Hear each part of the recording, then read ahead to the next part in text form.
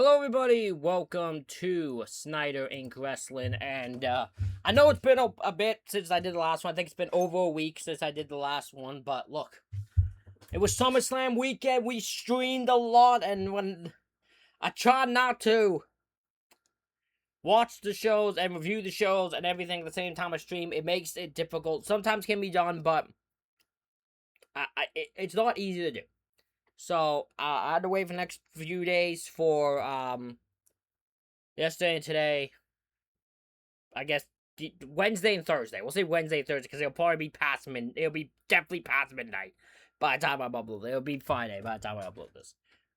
So, it'll go wait till Wednesday, Thursday. I didn't have to stream to actually watch this show, which was WrestleMania 19, the first WrestleMania under the WWE banner. If you remember, WrestleMania 18 is from WWF.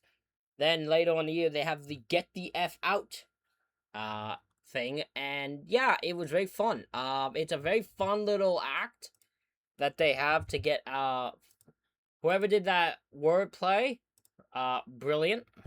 Legitimately. Fucking brilliant. But yeah, we got WrestleMania 19 from Seattle, Washington, Safeco Fieldhouse. Attendance of 54,097 people. Pay-per-view buy rate of 560,000. Your commentary team is Taz and Michael Cole for SmackDown. JR and Jerry Lawler for Raw.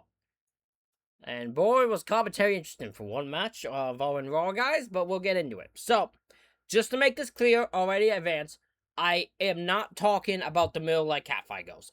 They are not being brought up. They do a thing with Stacy and Tori. But I did not watch it. I did not make notes about it. I'm just not talking about it.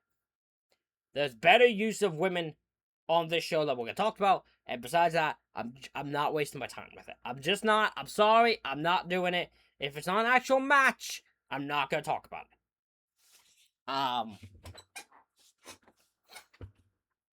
But yeah. Let's get into the very first matchup of the evening, which was for the Cruiserweight Championship, as Cruiserweight Champion Matt Hardy with Shannon Moore. So Matt Hardy's fans are called,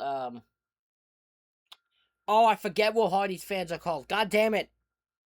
Because Hardy has his fans, and they have a name for Shannon Moore's fans, which are morons.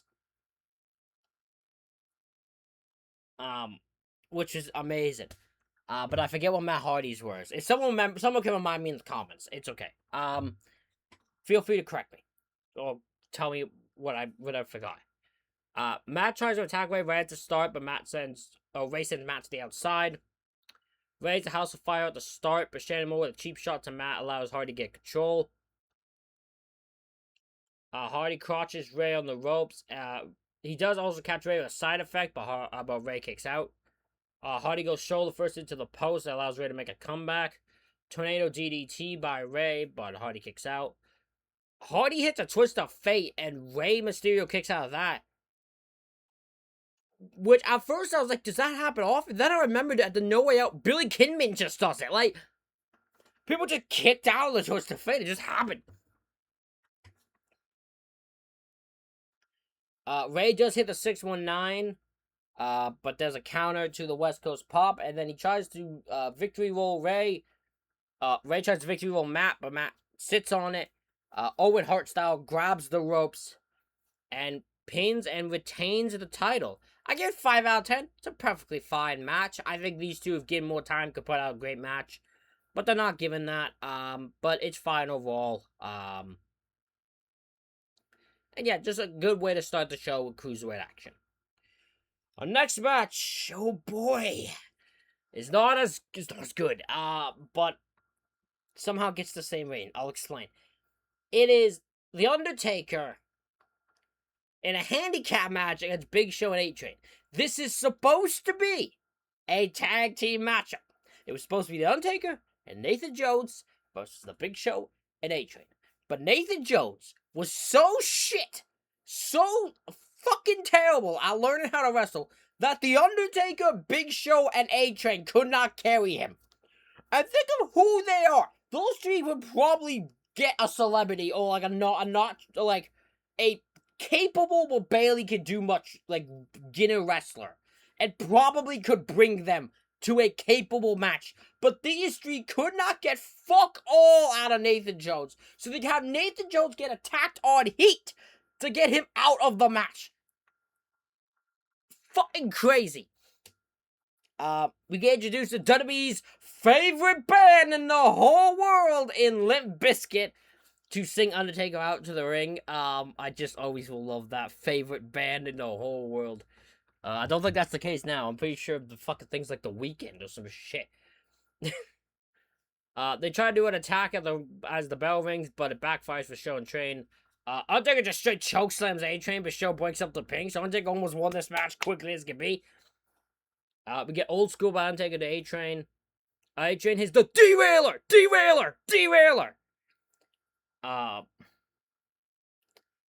Big Show Red has the Undertaker on the outside. Undertaker counters a chokeslam by Show into an armbar. Undertaker gets some move locked in on A-Train. I don't remember what it is. And Taker just leg drops him, and then they just continue to wear him down. Taker does get back into it with a belly back suplex on A-Train and hits a DDT. He makes his comeback doing the boom, boom, boom, boom, boom shots to both men. But A-Train does hit the bicycle kick, and Big Show hits a chokeslam. And then this is how it's hilariously how it's shown. So Big Show hits a chokeslam, and Big Show then just leaves and starts bolting up the ramp. They don't show that. He just starts bolting up the ramp. And Nathan Jones then shows up and hits a spin kick to the Big Show. Which you could be like, okay, maybe the ref doesn't see. He's focused on the match. Well, Nathan Jones gets in the ring and just big boots A-Train. And the movie just allows it. Because I guess Nathan Jones is now in the match, apparently. The Undertaker then hits the tombstone and win. I still give it 5 out of 10. Because they're working at a disadvantage. I'm pretty sure this is decided, like, not like the night of, I think. It might be, it's not long before the show they have to work this shit out of getting Nathan Jones the fuck out of this match. So, yeah, I give them at least a bit of respect for what they will be able to work with when fucking having the two guys beat up The Undertaker. Nathan Jones part confuses me, but it's fine.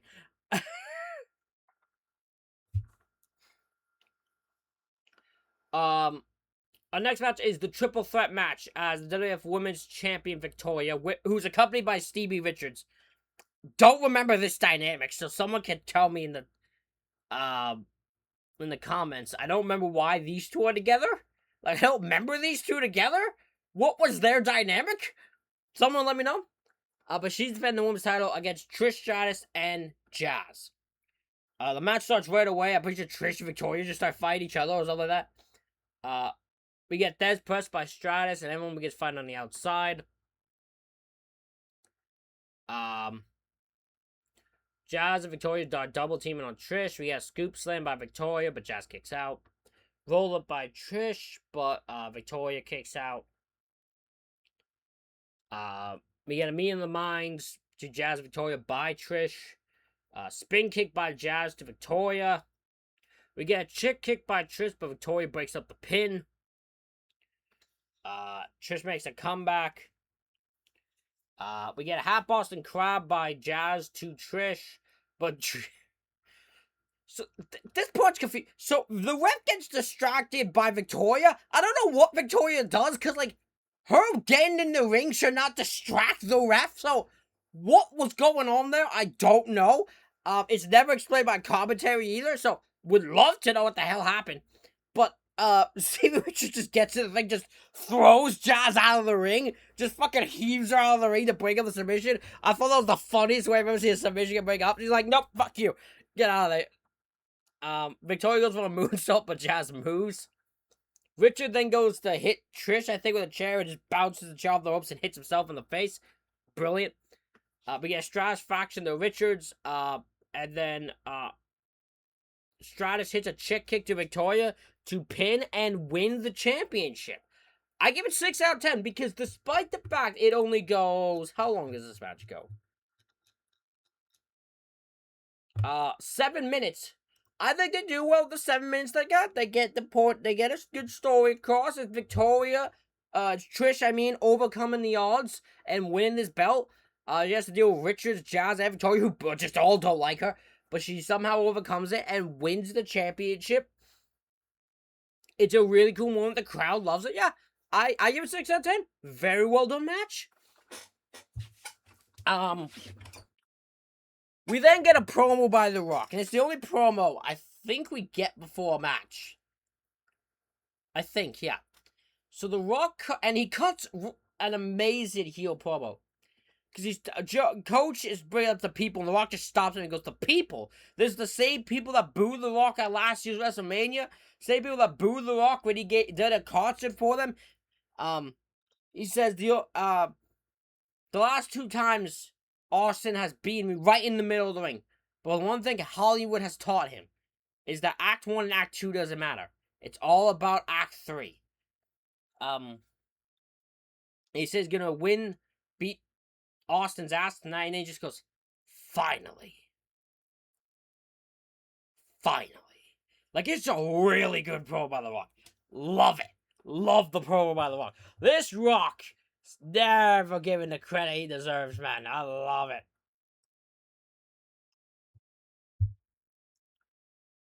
Next match is for the WWF Tag Team Championships. It is a triple threat match as Team Angle, Shelton Benjamin, and Charlie Haas defend against Los Guerreros, Chavo, and Eddie Guerrero, and Rhino and Chris Benoit, who are teamed up because they both have figged up necks, is my guess. I don't know. But it's all about to start. We get a double drop kick by Team Angle to Rhino. Eddie Guerrero goes to do a test of strength of Rhino and just quickly hits a drop kick, like a snap of fingers, and it's very well done. I love it. We get a superplex by Benoit to Eddie Guerrero. Crossface by Benoit, but Charlie Haas breaks it up. Eddie hits a brainbuster to Benoit. Charlie gets in, but he gets hit with the triple Germans. We get a super kick by Benjamin, but Eddie breaks it up. We get a double down. Eddie hits a frog splash on Benjamin to break up a pin. Rhino then doors Charlie Haas, Charlie Guerrero, and Eddie pulls Rhino out. Shelton crawls over the Chavo, pins him, and they retain the titles. I give it 5 out of 10. I'm not, I feel like there's not enough time for this stuff to get going in this match, but I also feel it's just a bunch of stuff happening. Like, I don't think there's really a story to this match, just getting the champs on it. But yeah, I think it was perfectly fine. I feel like more time, you guys could have done more stuff, but it's perfectly fine for what it is. Now we start getting into the good stuff. We start getting into the really good stuff. And the really controversial stuff. But we'll get into that. We'll get into that, don't worry. So, our next matchup is Shawn Michaels versus Chris Jericho. And they tell this beautiful video. They have a beautiful video package between telling the story of these two. Chris Jericho grew up wanting to be Shawn Michaels. He got into wrestling because he wanted to be Shawn Michaels. And they show the similarities between them. And how Jericho started his moveset off him. And his attire. His fucking what he wore in the ring and all that at the beginning of his career. All was Shawn Michaels like. But then Jericho was like, I stopped wanting to be the next Shawn Michaels. I started becoming the first Chris Jericho. And that's just like, it and all kicks into high gear. I love the video package here. They start doing some wrestling, and Lawler was so excited. Lawler was like, there's wrestling in a wrestling match. He's like, I haven't seen that in so long. In fairness, every match so far started with just a brawl. So maybe he's got something, maybe he's on to something there. Jericho slaps Shawn. Shawn then shins Jericho to the outside and but he's able. Jericho then hits a spinning heel kick back in the ring. Figure 4 leg lock by Michaels. Michaels dives onto Jericho on the outside. Jericho locks in the walls of Jericho on the outside and begins to get control of Shawn. Wears on Shawn's back, which bothers him for pretty much the rest of his parent career. Michaels hits a DDT. But Jericho gets back in and hits Shawn's form and then the kip up, which was awesome, which leads to Shawn doing a kip up and make a comeback, which was awesome. They two just start. It's as Lawler put it. they're wrestling each other. They're wrestling each other. Like, they're in the mirror. It's just equal. They're so equal. It's almost like Shawn's wrestling a version of himself. I think that's how Lawler puts it. It's brilliant. Shawn hits a moonsault, but Jericho kicks out. Jericho hits the Bulldog and the Lion Salt, but Shawn kicks out. Jericho hits a back. Hold on. Jericho locks in the walls, but Shawn gets to the ropes. Jericho continues doing damage to the backbreaker. Jericho hits Sweet Chin Music, but Shawn kicks out. Shawn hits a... Hold on, I'm just gonna turn my phone.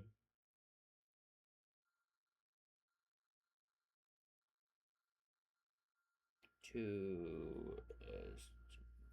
Will it vibrate? There we go. Sorry about that. Shawn counters a top-up suplex into a crossbody.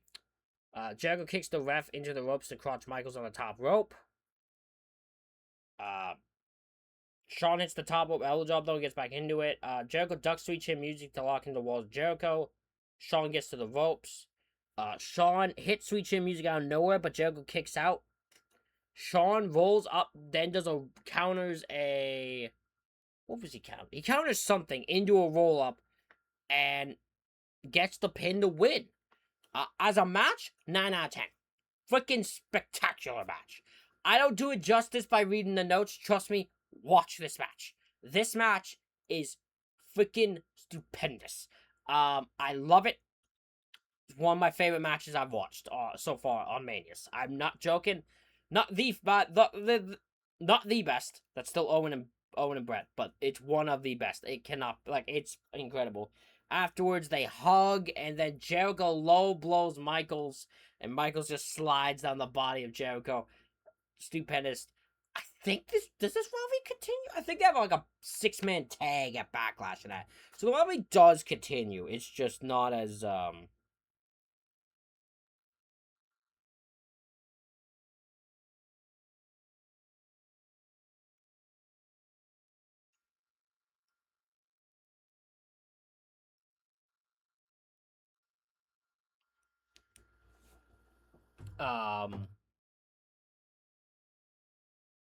yeah, I think the rivalry does not continue after this, which was because this is, you could do a rematch here, absolutely could. Our next match for the World Heavyweight Championship as Triple H with Ric Flair defends get Booker T. This rivalry is completely racist, and if you don't disagree with me, then fucking get a grip. Like, this whole thing is Triple H just... This is racist. This whole rivalry is about racist, is race related. There's no fucking way it ain't. Fuck Bruce Pritchard, fuck Triple H, fuck anyone who tries to say this isn't race related. I am white as shit if you ain't figured out. Even I'm offended by this. Pissed the fuck off with this shit. This match, what's annoying me is this match is fucking fine. It's fine. It's fine. I'll give you the rating already ahead of time. It's 6 out of 10. It'd probably be better if it was for the fucking finish, which we'll get to. But the rivalry with Triple H saying people like you and bringing up him going to prison and him being in the bathroom and throwing $1 at Booker T, telling him to get him a towel. That's racist as fuck. You can't tell me it's not. Fuck off with this shit. This is the only one that genuinely pisses me off, because it's fine look. I'm under the opinion, and I know I'm probably not the main one. I'm under the opinion everything can be done in wrestling. Any rivalry can be done for any reason. You could do a rivalry about race, because I don't know why people think you can't, because let's be fact, racists exist. And if racists exist, I think they should exist in wrestling. Someone in wrestling could have that view in kayfabe, right? So, it's fine to do that. But the one thing you gotta get across, if you're gonna just fully commit to it. Just say you did it. It didn't work the way you wanted. Like, you could literally say, hey, we just thought on my race. It didn't go with me winning. Triple H could say, with me winning, it didn't work the way you wanted to. It's a bad call. Shouldn't have been done that way. That's easy to do. And you know what? No one would question it.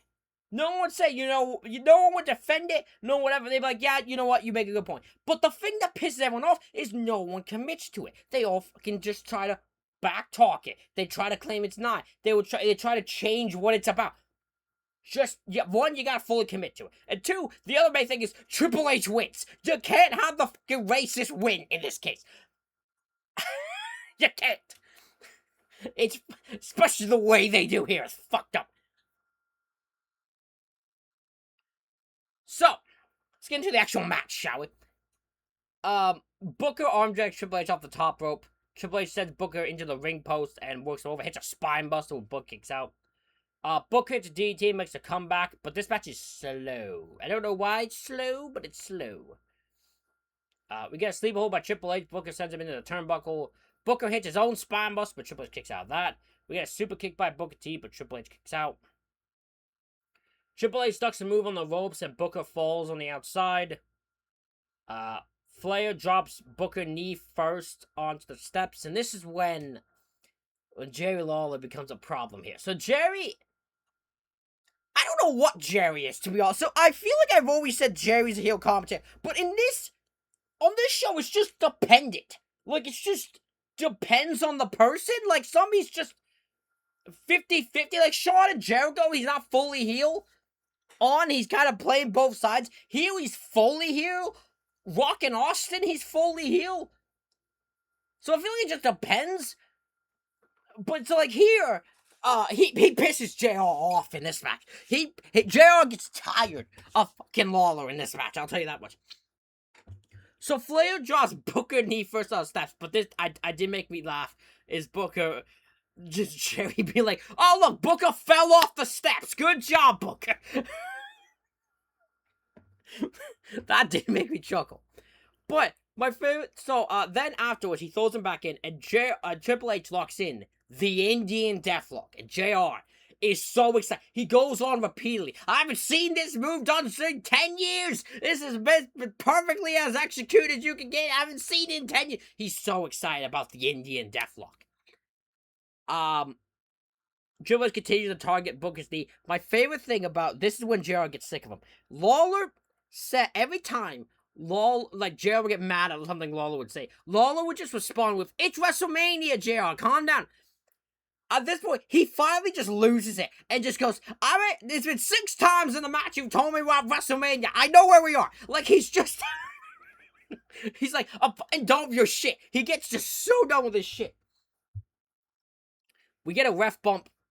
Booker rolls up Triple H, but he kicks out. Booker does hit the scissor kick to Triple H, but he kicks out. Booker hits Flair off the apron twice. We get the Harlem Hangover on Booker, but Flair puts Triple H's foot in the ropes. Booker then goes for another scissor kick, but his knee collapses. Triple H hits the pedigree, and it takes fucking forever to pin him, and wins. This fucks the whole thing up.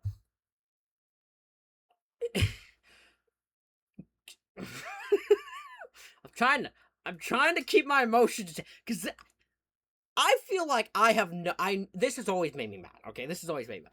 But I don't know if it's because of current, like, me just watching it now, or what it is. But this has never, I feel like must have never watched this match fully.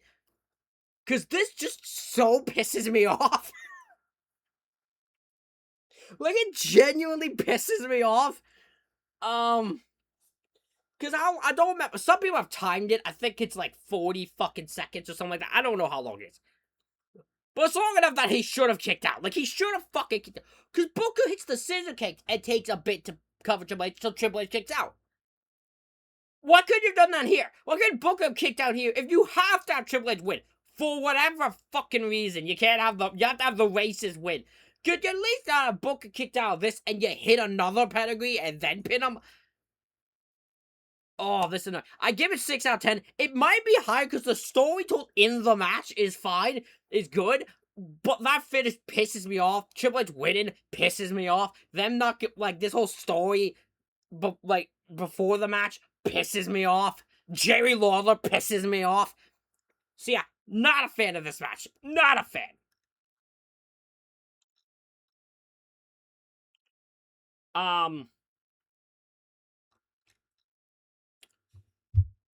Our next match is a street fight as Hulk Hogan takes on Mr. McMahon. Or as one of the Catfight girls calls him, Hulk Hogan.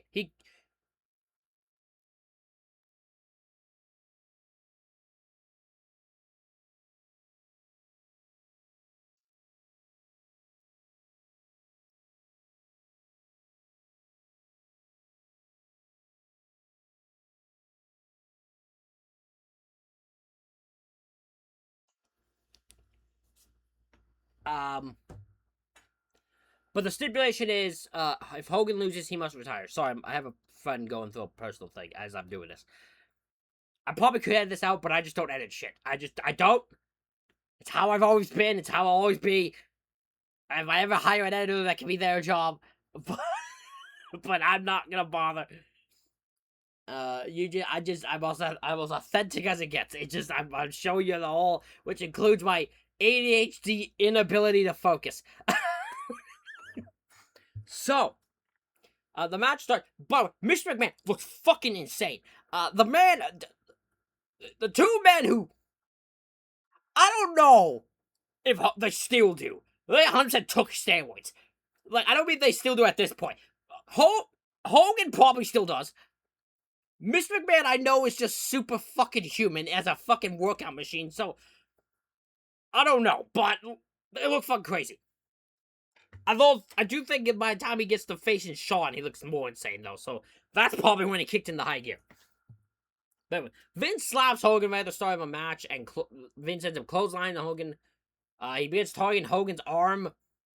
For some reason, we get wrestling holds in this fucking match. Even Taz and Michael, because it's SmackDown, Taz and Michael are both just like, why are you doing that?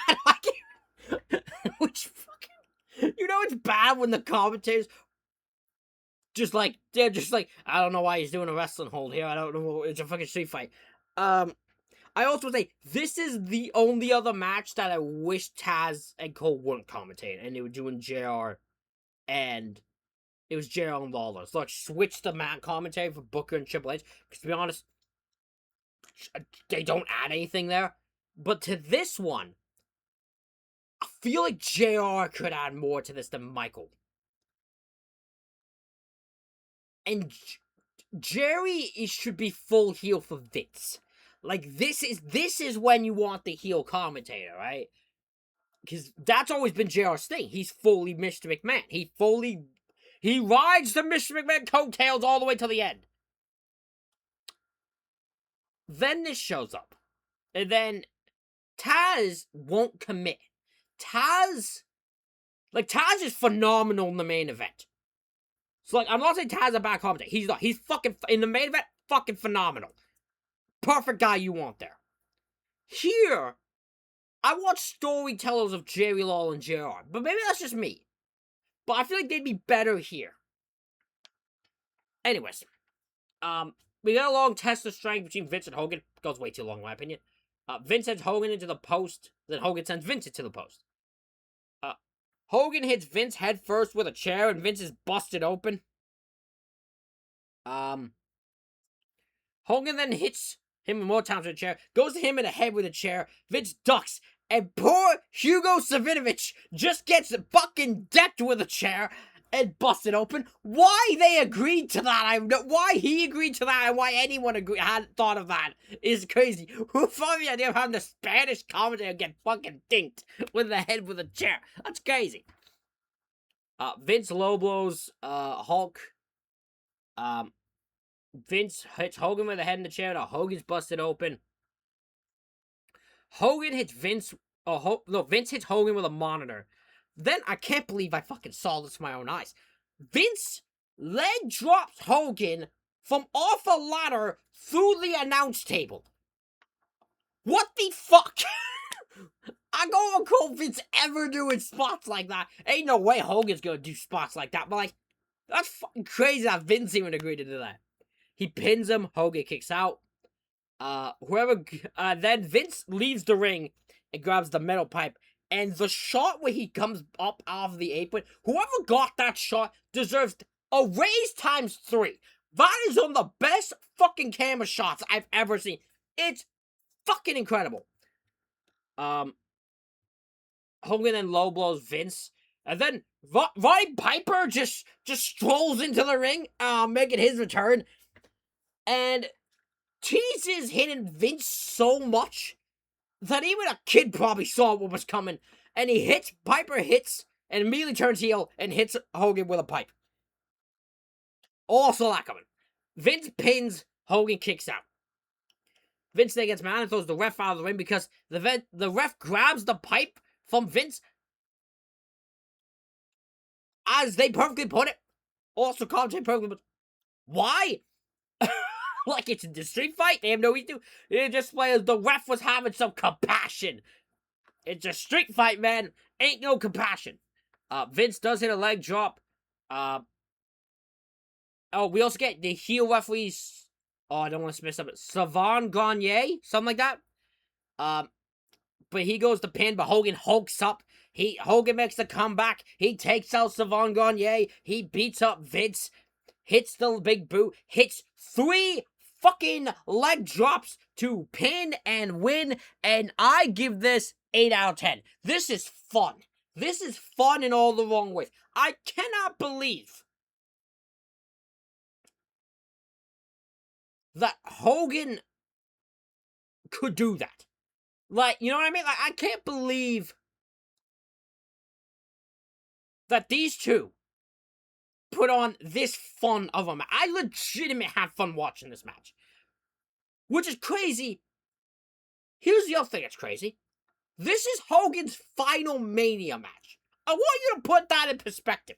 This is the final WrestleMania matchup of Hulk Hogan.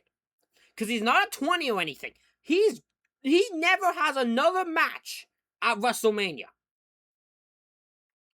That's crazy. I think there was a plan for him to wrestle at 23, but it doesn't happen. So this is the final Hulk Hogan WrestleMania match. What a finale! To beat up the man who you created your legacy and career with in Vince McMahon. Amazing. Amazing.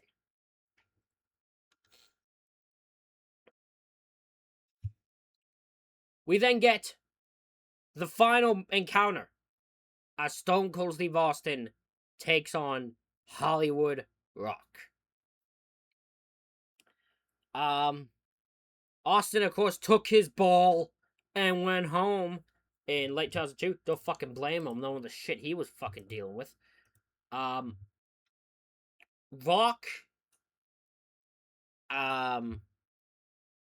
So 2002 is a bad year for Rock also because Rock's booed most of the time by most of the fans. So Rock turns heel. Austin returns on No Way Out. I think at the same time The Rock returns as a heel. I think they return on the same show. I could be wrong though. Someone might correct me. I know Rock's first match is at No Way Out. I think he returns like SmackDowns and that, but I think that's the first match he has as a heel is at No Way Out. Austin returns at No Way Out also, beats the shit out of Eric Bischoff. Rock beats Hogan, and then Rock then says the one thing he's never done is beat Austin at WrestleMania. So that's it. That's the setup for this match. And that's all they do build with like the Rock concert and all that stuff. But that's just the setup of the match. That's all it took. That's it. And I'm hooked. What's insane to me is how the hell Austin did this match. Austin the night before was in the fucking hospital. Austin was in the hospital the night before because he was so dehydrated and all that. His body just gave way. Like he has to spend the night in the hospital and then somehow still does this fucking match. Insane. It starts as a brawl. Rock avoids the stunner, but Austin clotheslines the Rock on the ramp. They fight all over the ringside. Austin sends the Rock into the stairs. Rock gets back into it, though, hitting 2 chop blocks. The Austin begins to work over the knee of Austin. Austin tries to come back, but the Rock cuts him off. Rock locks in his terrible sharpshooter, but Austin gets to the ropes. The Rock then puts on Austin's vest. It just feels like everything goes downhill for Rock since he does that. Rock, we get double down. Austin gets a third press. Rock does hit a jumping clothesline and a kip up, of course. But Austin hits a Rock bottom. Rock kicks out. Rock hits the stunner. Austin kicks out. Austin then hits the stunner. The Rock kicks out of that. The Rock then low blows Austin. Austin avoids the people's elbow, but Rock just quickly, not long after, hits a spine buster and does it a second attempt, which he connects, and Austin kicks out. Rock hits 3, then Rock bottoms, because Austin kicks out the first one. He hits a second one that Austin kicks out of. Then he finally wins with a third. And that's how he puts Austin down. That is the most stone cold ass short. Stone Cold pitched that part, I bet ya. But Rock finally does it and puts away Stone Cold Steve Austin. I give that 6 out of 10. It's not the best match. I think but I will say, based off of what Austin was probably going through, probably couldn't have done much of a better match. So I'll give them credit for what they had to go through. Good on Rock. This is Austin's final match till WrestleMania 38.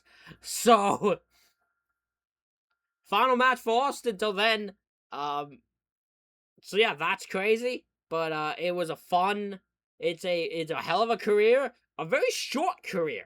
Like, people forget, like, Austin's WWE career is like, what? 96 to 03? So it's what? 7 years? His time on top is like 4?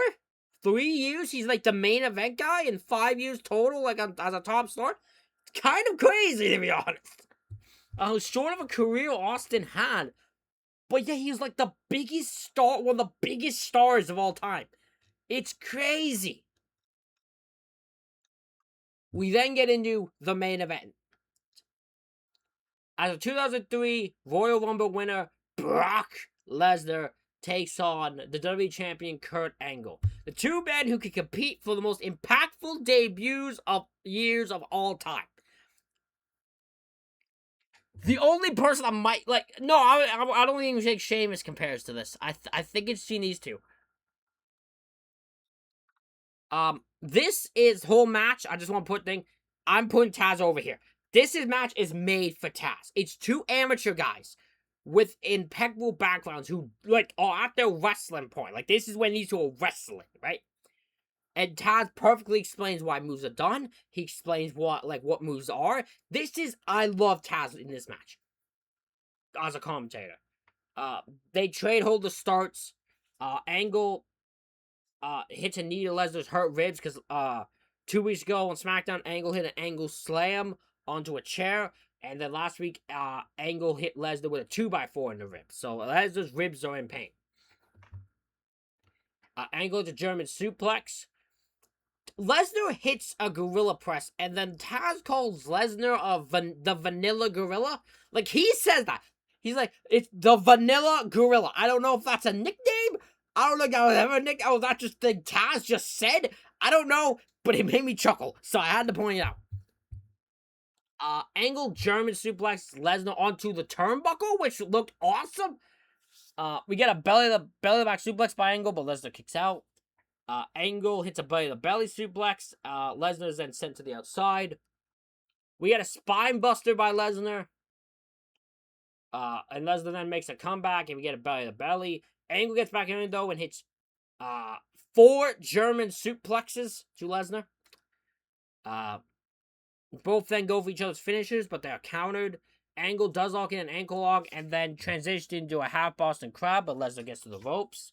Angle then hits the Angle Slam, but Lesnar kicks out. Lesnar then hits an F5, but Angle kicks out of that. Michael says that's the first time both, like, finishers have been kicked out of. I know that has to be true for the F5. Is that true for the Angle Slam? Like, did no one kick out of that? From 99 to 03? Did not one person kick out of that? I feel like that can't be true. Because that's what Shane did, didn't he? Like, in the match with Shane. I may be losing my mind. Someone can correct me. Angle locks in the Angle lock again, but again, Lesnar makes it to the ropes. Lesnar hits a second F5 and looks up the corner. Now, here's the mistake that's made. the angles. So Lesnar goes up top because he's good to hit the shooting star press, but Angle is too fucking far away. He's too far. Neither man realized this. So he does it, he goes for it, and fucking misses, and pretty much lands on his fucking head. It almost lands on his fucking head. If it wasn't for the fact that Lesnar is a beast of a man and it's not made like normal humans, he'd probably be dead. But he's somehow fine. And he's so fine that Angle pins him, the counter thing, and he just kicks out. Then Lesnar hits a third F5 to win the fucking match and the title. They then show respect to close the show. Match-wise, 7 out of 10. It's a fucking amazing main event. It's very well done. I very much enjoy it. The fucking shoot star press miss is so disappointing. But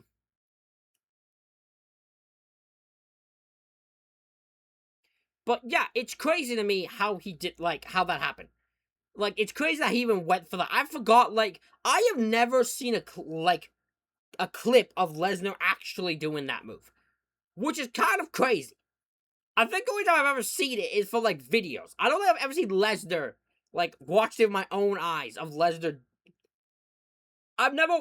Okay, I'm trying to figure out how I'm worth it. I've never seen the video itself. I've seen, the edit, zoom out versions in videos from, this thing. But I've never watched a video... the video itself. You know what am I making sense? Probably not. I'm probably confusing fucking all of you right now. Anyways. I just want to see Lesnar do it. You know what I mean? I just want to see Lesnar do it my own, do it.